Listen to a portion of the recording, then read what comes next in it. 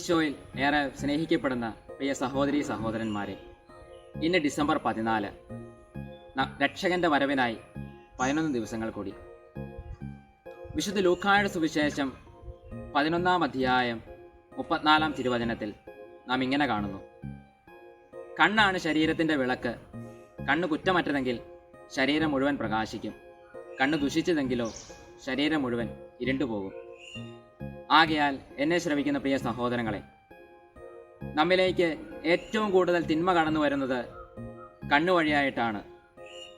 നമ്മുടെ ശരീരത്തിൻ്റെ പരിശുദ്ധി നമ്മുടെ കണ്ണിൻ്റെ പരിശുദ്ധിയെ ആശ്രയിച്ചിരിക്കുന്നുവെന്ന് പറയേണ്ടിയിരിക്കുന്നു. നാം കാണുന്നതെന്തോ നാം അതായി തീരുന്നുവെന്ന ഡേവിഡ് മക്ലുഹാന്റെ വാക്കുകൾ ഇവിടെ ശ്രദ്ധേയമാണ്.